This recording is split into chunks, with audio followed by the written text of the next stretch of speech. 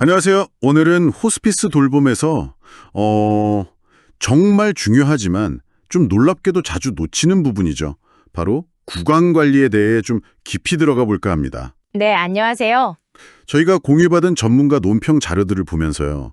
이게 왜 환자의 마지막 삶의 질에 그렇게 결정적인지, 근데 또 왜 이렇게 외면받는지, 그리고 우리가 뭘 할 수 있을지, 이런 이야기들을 좀 나눠보겠습니다. 네, 좋습니다. 호스피스 케어 하면 보통 그 핵심이 고통 완화, 그리고 삶의 질 향상이잖아요. 그쵸. 가장 중요하죠. 근데 이상하게 입안 문제, 구강 관리는 왜 이렇게 좀 뒷전으로 밀려나는 걸까요? 자료들을 보니까 뭐랄까 환자분들이 잘 협조 안 해주시거나 혹은 어차피 이제 얼마 안 남았는데 소용 있나? 뭐 이런 인식 같은 거요. 네, 그런 생각들이 있죠. 그리고 뭐 인력 부족, 시간 부족, 비용 문제, 또 관련 교육 부족 이런 여러 이유들이 좀 복합적으로 작용하는 것 같아요. 맞습니다. 현실적인 문제들이 많죠. 심지어 그 호스피스 팀 자체에 치과 전문가가 아예 없는 경우도 많다고 하니까요. 네, 지금 뭐 150만 명 넘는 환자들이 호스피스 케어를 받고 있고 앞으로 더 늘어날 텐데 이건 진짜 좀 짚고 넘어가야 할 문제 같아요. 맞습니다. 근데 여기서 정말로 중요한 건요. 이게 그냥 뭐 입이 좀 텁텁하다 이런 불편함의 문제가 아니라는 점이에요. 아, 단순히 그런 게 아니다. 네. 자료들 보면 한결같이 지적하는 게 구강 건강이 전신 건강하고 또 환자의 그 존엄성, 마지막 삶의 질하고 아주 깊이 연결되어 있다는 겁니다. 아, 존엄성까지요? 네, 어쩌면 이게 우리가 진짜 놓치고 있는 핵심일 수도 있어요. 그냥 방치된 구강 문제는요, 당장 뭐 영양 섭취를 어렵게 만들고 만성적인 고통을 유발하기도 하고요. 먹는 것부터 힘들어지겠네요. 그렇죠. 그리고 뭐 입냄새라던가 아니면 좀 보기 안 좋은 치아 상태 때문에 가족들하고 정서적으로 교감하는 것마저 좀 어렵게 만들 수 있거든요. 아, 그렇겠네요. 가까이 다가가기가 좀 꺼려질 수도 있고. 입안 문제가 그렇게까지 영향을 미친다니 생각보다 훨씬 심각한데요. 네, 상당히 심각합니다.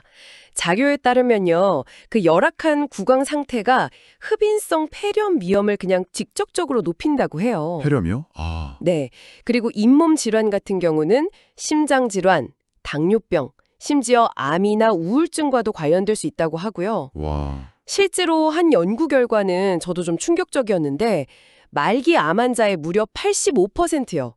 85%에서 구강 칸디다증, 그러니까 곰팡이 감염이죠. 이게 발견되었다고 합니다. 85%요? 와, 그건 정말 간과할 수가 없는 수치네요. 그렇죠. 그리고 입안이 건조하거나 통증이 있으면 뭐 당연히 식욕부진으로 이어지고 삼침 곤란, 또 호흡 문제, 심지어 의사소통 장애까지도 발 수 있는 거고요. 아이고, 특히 그 스스로 불편함을 표현하기 어려운 분들이잖아요. 네, 맞아요. 예를 들어 뭐 인지장애가 있으시거나 의식이 좀 희미한 분들, 네. 이런 분들에게도 구강 관리가 꼭 필요할까요? 그냥 보기엔 잘 모르실 것 같기도 한데. 아, 그거 정말 중요한 질문이십니다. 이게 윤리적인 관점에서 봐야 하는데요. 모든 환자는 존엄성을 존중받으면서 기본적인 돌봄을 받을 권리가 있거든요. 네, 기본적인 권리. 네, 자료들도 보면 인지 능력이 좀 떨어지셨거나 의식이 희미한 환자분들도 입안의 불편함은 충분히 느낄 수 있다고 지적해요. 아, 느끼시는군요. 네, 그래서 구강 관리는 그냥 뭐 깨끗하게 하는 위생 차원을 넘어서는 거죠. 환자의 존엄성을 지키고 또 잠재적인 고통을 덜어주는 어떻게 보면 필수적인 행위인 거예요. 현실적으로 뭐 어려움이 있더라도 완벽한 치료를 하자는 게 아니잖아요. 그렇죠. 완치가 목적은 아니니까. 네, 최선의 안위 관리, 그러니까 컴포트 케어를 제공하는 게 핵심입니다. 입안이라도 좀 편안하게 해드리는 것 자체가 정말 중요한 돌봄이니까요. 네, 그 중요성은 정말 알겠습니다. 그런데 아까 잠깐 얘기 나왔지만 뭐 인력 부족하다, 비용 문제 있다. 특히 이제 노인 환자분들을 위한 공적 보험 같은 경우 치과 보장이 좀 제한적이잖아요. 맞아요. 미국 매기케어나 이런 경우 특히 그렇죠. 네. 이런 현실적인 장벽들을 생각하면 이게 좀 이상적으로만 들리기도 하는데요. 물론입니다. 그 재정적이고 구조적인 어려움이 크다는 거, 그거 부정할 수 없는 사실이죠. 네. 하지만 그렇다고 해서 자료들은 이게 치과 전문가들의 어떤 윤리적인 책임을 면제해 주는 건 아니라고 아주 강하게 강조합니다. 아, 전문가들의 책임. 네.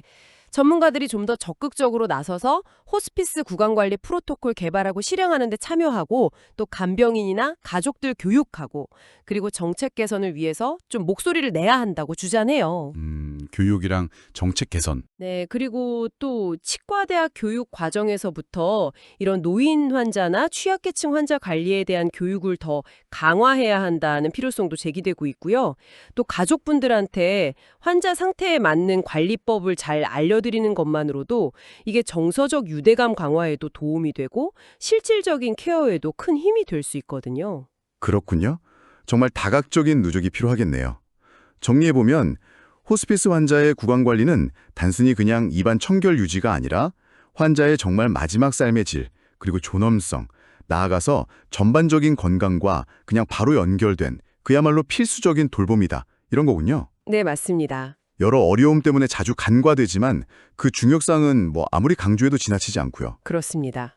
그리고 이걸 조금 더 큰 그림에서 보면요. 이건 단순히 호스피스만의 문제는 아니에요. 아, 그런가요? 네, 우리 사회 전체가 이제 고령화 사회로 접어들면서 이런 취약한 분들의 건강과 존엄성을 우리가 어떻게 돌볼 것인가 하는 좀 더 근본적인 질문하고 맞닿아 있는 거죠. 아, 사회 전체의 문제군요. 네, 구강관리가 무슨 특별한 처치 이런 게 아니라 그냥 기본적인 돌봄의 일부로서 당연하게 자연스럽게 인식되고 또 실천될 수 있도록 뭐랄까 지속적인 관심과 노력이 필요한 시점입니다. 네, 기본적인 돌봄의 일부. 참 중요한 말씀이네요. 오늘 저희가 함께 살펴본 내용을 바탕으로 당신이 잠시 생각해 볼 만한 질문을 하나 드리고 싶습니다. 네. 오늘 이 구강관리의 중요성을 되짚어보면서 혹시 당신이 생각하는 우리 주변의 돌봄 환경 속에서 어쩌면 이처럼 중요하지만 잘 보이지 않아서 놓치고 있는 또 다른 영역은 없을지 한번 좀 떠올려 보시면 어떨까요?